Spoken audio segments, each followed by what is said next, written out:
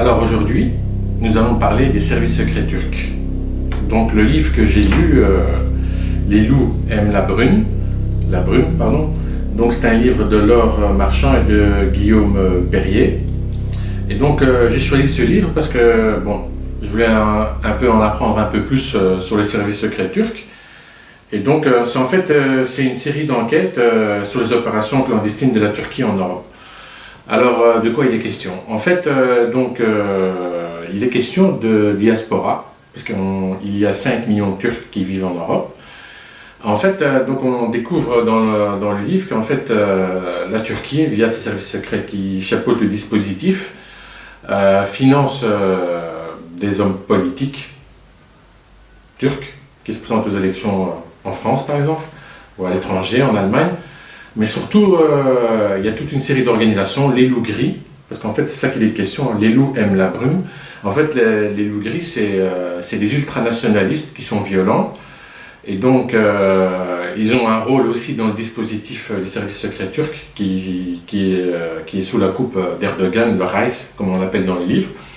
Et donc, tous ces gens, il y a le Diyanet, il y a les mosquées turques, les mosquées qui sont financées par le gouvernement turc, les professeurs qui enseignent les religions, la langue turque. Et tous ces gens, c'est tout un courant en fait qui fonctionne, et tous ces gens sont là pour éduquer les Turcs, pour faire des mauvaises choses, pour la violence, tout ça. Et en fait, si on parle de ces organisations, c'est parce qu'en fait, ils commettent de la violence, des kidnappings, des meurtres, des assassinats, des projets d'attentats. Et donc, dans le livre, on suit par exemple un agent turc qui va être retourné, qui va se livrer aux autorités autrichiennes. Et donc, il va livrer des informations sur le fonctionnement du MIT. Ça s'appelle, en fait, le MIT, c'est les services secrets turcs, ça s'appelle Milli İstihbarat Teşkilatı. Et donc, il va livrer des informations sur les projets d'attentats, parce qu'il a reçu des ordres pour tuer une députée, un autre député en Autriche aussi.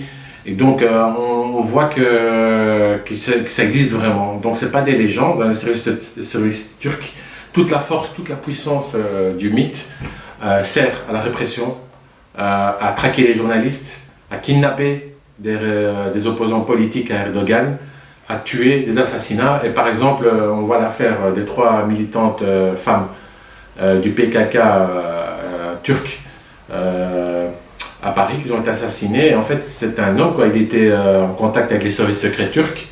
Il y a eu des documents classés secret défense. Alors on peut se poser la question pourquoi il y a des documents classés secret défense. Eh bien, tout simplement parce que soit la DGSI a commis des fautes, et elle a des lacunes, et donc ils savaient quelque chose, et donc pour cacher la vérité, leur faiblesse, on classe des documents secret défense, quoi. Donc voilà. Mais surtout, ce qu'on apprend, donc, en fait, l'influence d'Erdogan sur la diaspora turque, elle est immense, parce que souvent, on voit, par exemple, dans le livre, on voit des bandes de Turcs qui se battent dans les cités contre des Arméniens, à propos du génocide arménien. En fait, c'est toute une mafia. Erdogan fait appel à la mafia, le MIT, le service secret turc fait appel à la mafia pour tabasser les opposants. Les loups gris commettent des meurtres. On voit plein d'acteurs des services secrets turcs. C'est des nullards, quoi. Et des mafieux. Ils sont impliqués dans le trafic de drogue, et ils racontent tout. Qu'est-ce qu'ils faisaient pour les imiter? Ils disparaissent, ils sont assassinés pour pas qu'on entende parler d'eux. Et donc, Erdogan, en fait, il donne les moyens de développer aux associations turques en Europe en les finançant autour de l'islam radical. Donc, c'est pas un islam de paix. Il formate les jeunes pour la violence, quoi, tu vois. Et donc, il dit que chaque Turc en France doit devenir un ambassadeur en Turquie, quoi. Et donc, il soigne la diaspora, comme je le dis, la finance, organise autour de certaines associations comme le Milli Görüş et le DİTİB. Donc, c'est en fait la gestion des mosquées et des imams radicaux, quoi. Donc, voilà, quoi. Donc, en fait, voilà. Donc, tout ce système fonctionne pour la répression. Alors, je vais vous lire quelques passages du livre. Et ça concerne les loups gris. Alors, cette organisation d'extrême droite, xénophobe, anti-occidentale et militariste, elle a été fondée dans les années 1960 par un ancien colonel putschiste de l'armée turque, admirateur de Mussolini. Et donc les loups gris sont affiliés au sein du gouvernement de Erdogan au MHP, qui s'appelle, c'est un parti qui s'appelle le Parti d'Action Nationaliste, pardon. Donc ça dit déjà de quoi on parle. Donc le principal allié d'Erdogan de la coalition islamo-nationaliste qui s'est emparé du pouvoir en Turquie dès 2015 avec le MHP. Les loups gris, Ozvasi a participé à toutes les grandes manifestations pro-turques ces dernières années en Autriche. Donc en fait, dans ce passage, on nous dit que quand il y a des manifestations turques contre les opposants ou contre, je sais pas moi, contre un État, ils font appel à des bandes de motards comme les Hells Angels, mais version turque en Allemagne. Et ils font appel à des loups gris parce que c'est des bras cassés, ils connaissent que la violence, quoi. Et donc ils sont toujours présents là, quoi. En Autriche, ils sont plusieurs fois présents. Donc à partir de 2013 par exemple, pour protester contre les manifestations des Gezi qui secouaient Istanbul, et pour défendre l'ordre policier, il y avait des loups gris. Donc voilà quoi, en 2015 en 2015 et en 2006, les rassemblements sont multipliés en Autriche pour soutenir les aventures militaires turques en Syrie contre les Kurdes, pour s'élever contre les Arméniens qui réclamaient la reconnaissance du génocide de 1915, ou tout simplement pour donner écho à la politique de Tayyip Erdogan et sa traque aux opposants. Donc en fait il y a tout un dispositif, comme je vous l'ai expliqué, qui sert la voix, qui sont les porte-voix d'Erdogan. Et donc les opposants, journalistes, tout ça ils sont traqués, quoi. Donc avec l'argent du gouvernement turc bien sûr. Et donc en fait on voit que ce service secret turc ne fonctionne pas comme un service secret turc pour le bénéfice de la nation, des citoyens. Il fonctionne pour les désiderats, pour la volonté du Reich, quoi. Et voilà, mais c'est bien documenté. Les journalistes, ils ont eu accès au dossier judiciaire, parce qu'il y a plusieurs enquêtes. Mais ce qui frappe dans le livre, c'est que la justice ne suit pas. Et les dirigeants politiques, ils sont faibles devant Erdogan.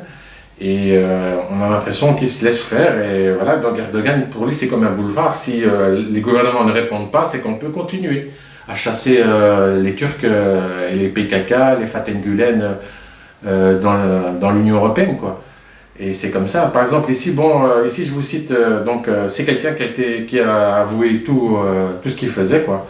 Il est âgé de 55 ans au sein des loups gris, il s'appelle Ozvasi.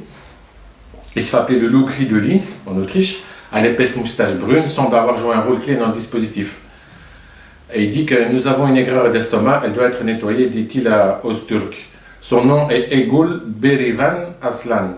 Elle est dangereuse pour la survie de l'État. Et en fait, il a reçu l'ordre d'assassiner une députée du gouvernement autrichien.